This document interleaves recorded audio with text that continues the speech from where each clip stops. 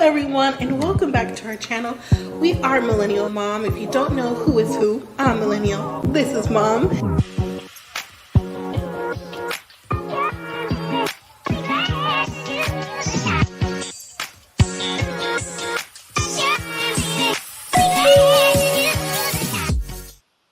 Hello, everyone, and welcome back to our channel. If you're new here, I'm Mom or Kay from Millennial Mom, and today we're going to talk about 90 Day Fiancé the other way. Well, it's still the other way. Love in Paradise, Season 3, Episode 2, Rump Shaker. So again, 90 Day Fiancé, Love in Paradise, Season 3, Episode 2, Rump Shaker. Now, before we begin, please, if you haven't already joined the family, consider subscribing. Hit that subscribe button. Hit the like as well. Leave your comments because I love to know what you think about the episodes and what you think about these couples. That's either from Love in Paradise, 90 Day the Other Way, or just 90 Day in general. I mean, there's so many franchises of 90 Day Fiancé that there's no shortage of supplies of shows that they put out or people who are apparently want to go on. Okay. So again, I'm Mom or Kay from Millennial Mom. So on tonight's episode, we are introduced to one new couple. I believe there's 5. Let me look over here real quick. There's 6 couples. We were only introduced to one new one from last night. I was hoping that we got to see the newer couples today for episode 2, but we only got one. So I wonder what's going on with that. I mean, they don't have to necessarily drag it out. The faster we learn who these couples are, the faster we jump into the episode, right? So first up is Valentine and Carlos. So today's the day that Valentine is flying back to Colombia to be with Carlos to get married. Now, so much is going on with this couple. From they admit that they break up, they're together, they break up, they're back together, they have communication issues, they don't know what they want. They do both say at different times, of course, in their confessionals, that their relationship is based off of just not really being on the same page. But just from my perspective, looking at this couple, it seems like, yes, they both have strong personalities, but I think to me, it comes across that Valentine, or DeJuan Valentine, is a little bit more pushy in his needs, a little bit more pushy in his wants of Carlos. And Carlos seems to be a little bit more, although he's got the strong personality too, but seems like he's a little bit more flexible when it comes to different things like his outlook in life versus Valentine, who wants things, seems like the Usher song, My Way. You know, what I say goes. That's how he's coming across. And in any relationship, regardless of what type of relationship you're in, intimate relationship, mother, father, daughter, son, whatever, that one way tunnel vision just doesn't work for a long lasting relationship. And especially not when you are trying to be committed with somebody. So with less than 2 weeks, like I said, Valentine gets on that plane to see Carlos. Now, the issue is, will they truly get married when they're there? That's the goal, right? To get married. But last week, he explained, actually both did, they explained that they were broken up at the time, but when he comes back to Colombia, that'll help mend some things to get them back on the same page. I gotta put pause on that.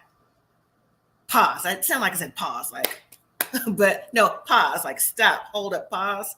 Because, see, and I'm not taking anything away from Carlos, but the Valentine, because he also explained last week for the job that he does, his career, he does human resources. He's got a bachelor's degree in business, I believe it is.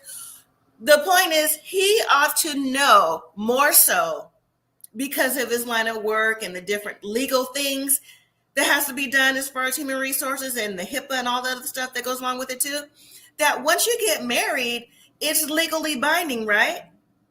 So the most that you would get out of this relationship is you get married and you break up, but you get divorced. You just can't like break up. Well, technically you can, but now since it's legally binding, like the stuff he does at work, the type of legal jargon, it's harder to like cut your ties with someone when it's legally binding. And I really expected for Valentine to know this going in instead of acting like, from my opinion, if I'm wrong, humble me down in the comments. He's acting like he's like in his late teens, or early 20s, like he's flying by the seat of his pants. And he just feels like, oh, I could just break up, with my man. When it's really not that simple if you marry somebody. And he's like 47, 8, pushing 50. He really ought to know what it is by now. Now, as far as Carlos goes, I'm sure he does know it's legally binding as well. And the issue with Carlos for me, that he wants his cake and eat it too. I'm not saying that Valentine doesn't, because Valentine said he's polyamorous, which he disclosed to Carlos. But Carlos just recently explained to Valentine that he is possibly bisexual, or maybe exploring those type of relationships. He does have an ex that he's close to that's female, and that also has caused a rift. So there's just a bunch going back and forth with this couple. But anyways, Valentine's got on that plane, like I said, and he's made it to Colombia. So we didn't have to wait like 2 weeks to see him make it there, like they do for some couples. So when he gets off the plane, Carlos is actually there, ready to meet his man, and they both are ready to see their boo. Why does Carlos have a hashtag or pound? It depends on your age, right?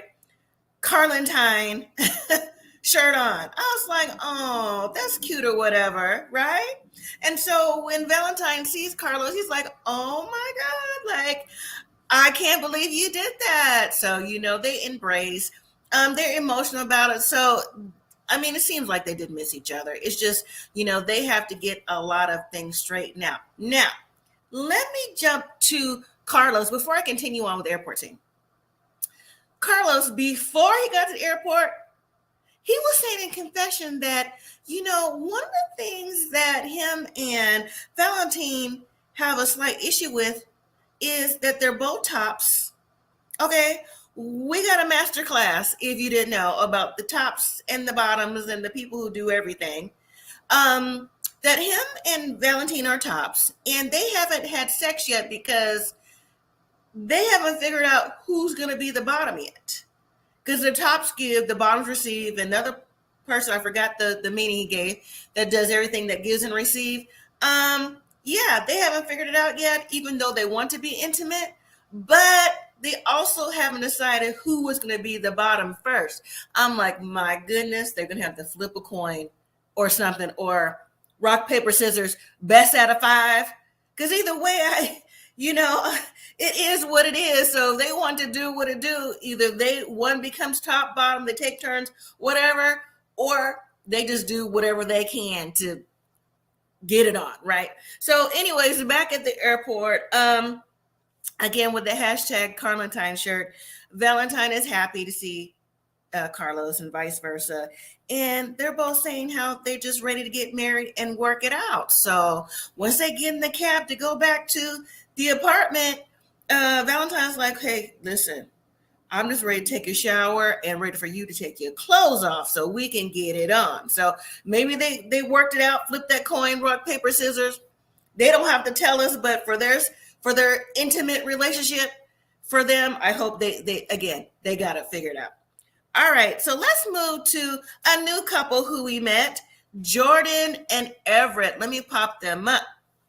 So Jordan, I didn't catch your age, but I did catch Everett. He said he is 48.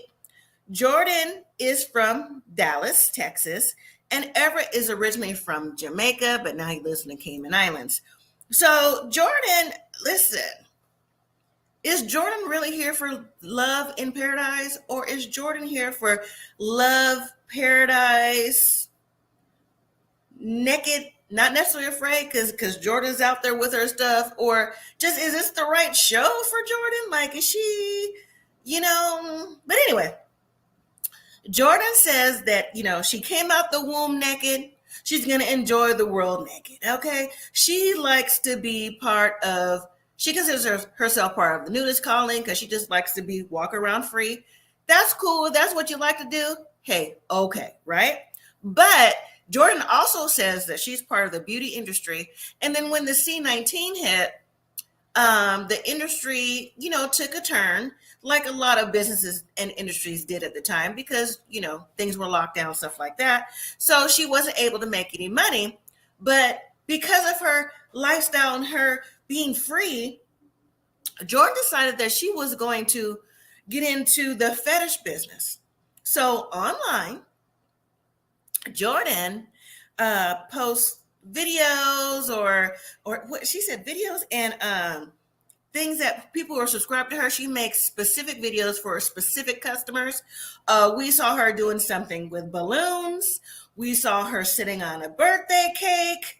We saw her explaining that some men like toes and some men like the underarms. She just went into detail much more, again, like I said, than some of us may have needed to know. But hey, anything is out there, right, on social media. And so that's how she makes her money. Now, she did say that Everett, her fiance, doesn't know this is what she's doing. And when he finds out about her lifestyle, he's going to be mad and it probably will be a headache for him. But she's not going to stop because this is what she likes to do. I was like, okay. Now, did she say she got back in the beauty business and did this on the side, or is she making more money doing this? I don't know. Let me know in the comments. Well, Everett, when we meet him, he says, again, he's originally from Jamaica, went to the Cayman Islands, Cayman Bay, because he can make more money there. He said he loves his countrymen, but he needed to make some more cash. And how he met Jordan is on the river cruise that he does around the island. She was part of a wedding party and they hit it off. And the way he described Jordan and how he met and how, they've been together for 3 years, he goes, ooh, I shudder when I think, but shudder in a good way with goosebumps. So he's really feeling Jordan from what we see from the confessional, right? So I guess that's good for their relationship. We're going to see how it works out as we go along. So later in the episode, Jordan is cooking or baking or whatever. She invited her friends over to tell them she's going to Jamaica. And so she's in the nude, minus the apron she has on. When she opens the door for her friends is like, are you cooking like that? She's like, yeah, why not? They're like, can you put something else on? So are her friends saying that, not only are you cooking like that, but you want us to, I'm gathering, you want us to eat what you're cooking? That's, again, if I'm wrong, humble me down. But I can see where the friends are coming from with that. But as Jordan explained, she's at home, she's comfortable. True, you are. I get it. No problem. And so Jordan is talking to her friends, saying that she's going to meet Everett, meeting her fiance. And they're like, fiance? Her friends say, where's your ring? I don't see your ring. She said, well, we consider ourselves fiance. I mean, we've been together for 3 years. They're looking at her like, you can say whatever you want to say pretty much, but if there's no ring, no fiance. So then Jordan explains that she, like I said, she's moving. She bought land. I guess she wants to build a business or whatever, and just the different dynamics of that. And then she also says that she made Everett the power attorney to the land and everything else that she's trying to do. The first was like, what? You made him power of attorney? I mean, you don't even know him. What happens if things don't work out? And Jordan was saying, well, she was confident that things would work out because he's never done anything for her to think otherwise. But then Jordan said, but at the same time, he helps out his mother. He helps out his 2 ex relationships because he's got 2 sons, and he helps just anyone he would ask with money or whatever for what she said. They're like, oh, really? This is what he does? So what is it for you? What happens if the money that you spend or you're trying to, set up for the business, he takes that and just give it to whoever? She's like, I thought about that. They're like, yeah, because you got things to lose. But then Jordan says, well, I sent over 6 figures for all this to get things started. You could have knocked the friends over with a feather. Seriously. They're like, girl, what is wrong with you? What are you thinking? It's like Everett has everything to gain and nothing to lose. You do. You're supporting him. You're doing everything he wants you to do, or seems like wants you to do, with, gaining all the value. And so, Jordan took some time, a little pause at that, but she's determined to make it work, but yet she's skeptical at the same time. So the friends ask her, are you making the biggest mistake of your life? And Jordan's kind of like thinking, I hope I'm not making the biggest decision of my life. So Jordan has some thinking to do. And then too, just looking back at the things that she was talking about, when Everett finds out the type of business she's in with the social media and the fetishist thing, I mean, if she says that he won't like it and she won't stop regardless, and it's going to be a headache for him, I mean, that right there, I mean, she's questioning that. So questioning the land and everything else, and putting him as power of attorney, and you don't necessarily think that's a bad idea, friends may be onto something. So I don't know. I'm real interested in this one so far to move forward, so we can see what's going to happen with Everett and see what secrets there are coming out as well. All right, so back to Lydia and Scott. So Scott is spending time with his 83-year-old mother before he goes over to Colombia for 2 weeks to meet with Lydia.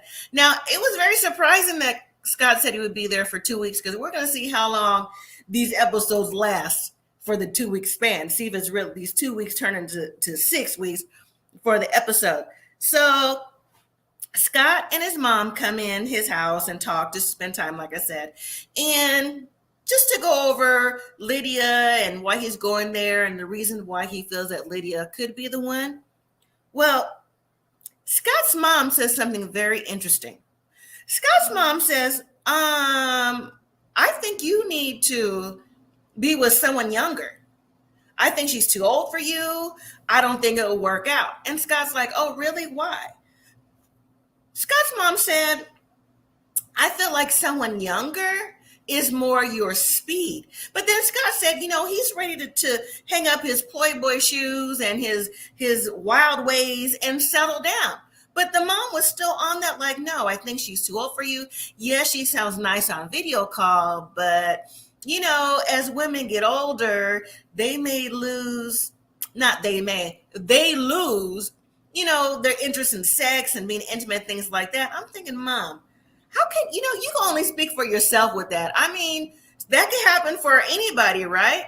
But then another thing that Scott's mom said is that not only should he be with someone that's young, but that Scott reminds her of Scott's dad, who was always chasing her around looking for a good time. And I'm thinking, isn't that like cringe? I would never say that to my son. Like, your dad was chasing, what I'm saying? No, that's something they don't need to know. Personally, TMI. But anyways, so Scott took a little smile, a little smirk, like, oh, really? Like, dad was like that? She was like, yeah.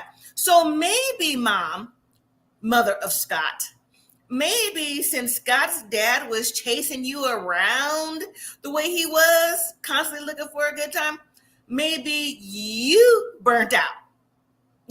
Maybe that was something you didn't want. And maybe that's something you were saying, like, to him, like, I just don't feel like, I'm older now, whatever. So that's what I'm saying, like, putting that on Scott and maybe to Lydia, that was a personal journey for you, ma'am. Anyways, Scott said that, even though he doesn't necessarily know how old Lydia is, because she never divulged that information, she appears like she's in her 50s. He would be correct. She's 56, he's 51, so she is 5 years younger, but that don't have nothing to do with anything, in my opinion. So then Scott's mom says in the confessional that, you know what, I really don't think it's going to work out. I just really don't. And mother knows best. Now, mother of Scott, this may not work out, not because of sexual attraction, but just because the history of Lydia, Nicole, and that whole scenario from the other program they used to be on, and that whole dynamic and the family dynamic is what I mean. So maybe we'll come to that, but moving on. So when we see Lydia, Lydia is out with Nicole, And I'm not sure if they're Nicole's friends, maybe people they know or whatever. It was like a bachelorette party minus the bachelorette. It was Lydia being presented with like little lingerie, little swimwear. Somebody came with condoms and different sizes of cucumbers for Lydia to practice, because they know Lydia's getting herself back out there and just to make her self-esteem a little higher, I'm guessing, make her feel good, like, girl, wear this when you with Scott, this and that, right? And so after the get together, well, before I say that, Lydia seemed like she was having a good time and she was open to what was going on. And it was kind of cute, right, that they did that for her. It was cute for them. But anyways, after that, the next day or whenever, Lydia and Nicole are at home. Scott is now flying in. Lydia's trying to find something to wear to meet Scott for the first time. And, it's a good thing that Nicole is helping her mom because, listen, Lydia said she hasn't been with a man in 12 years. Now, I know with different things we heard on, like the show they were on before, the Family Chantel, like the math may not be mathing with the who, the when, and the relationship course. Bottom line is, it's been a long time for her. And then Lydia said it's been even longer since she's been intimate with somebody. And she said that she's nervous, but at the same time, she's proud of herself for being brave. And let me just reference a little bit from that, just a smidge. I'm happy. I mean, I'm take out all the Family Chantel and different things that we saw about Lydia and the not so good things in the past.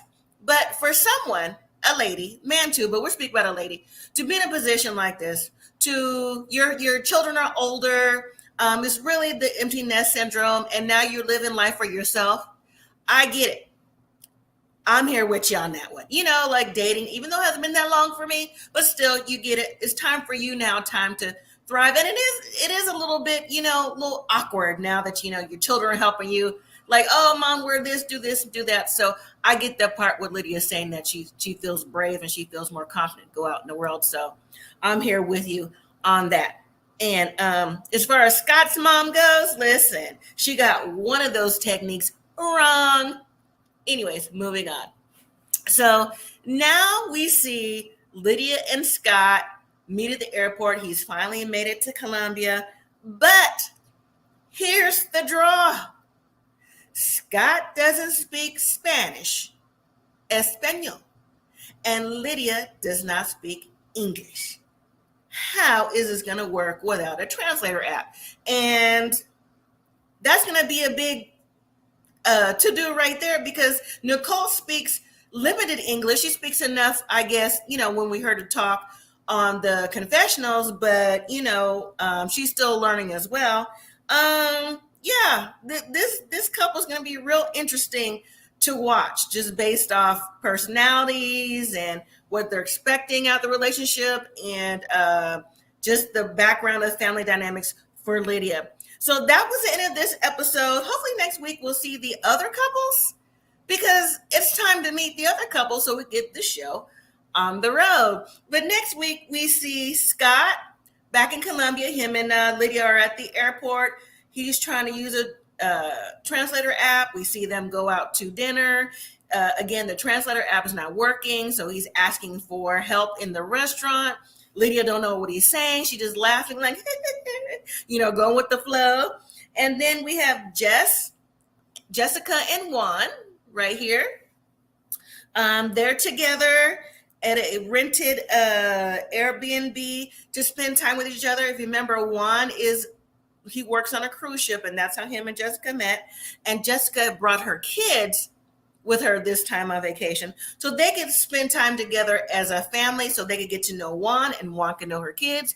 But again, the kids are given that Dennis the Menace vibe, not in a bad way, but just in enough to maybe put a pause a little bit in Juan's thinking of, do I really want to be around these kids full time? But hey, if he loves Jessica and they want to get married and go forward, that's just something they're going to have to do. And then again, it looks like we saw in preview, we see April and this Valentine. April's a doctor. This is Valentine. Not sure what he does just yet, but she is headed to Colombia to see her man. So, all right, everyone. Thank you so much for watching. I will be live next week. This is a pre-recorded video to go over 90 Day Fiancé the other way and 90 Day Fiancé Love in Paradise. And if you are aware, I also go live Thursday nights for Married at First Sight. We're on Nashville season 17, so I will see you there. And until next time, thank you everyone for watching. Live simply, be grateful.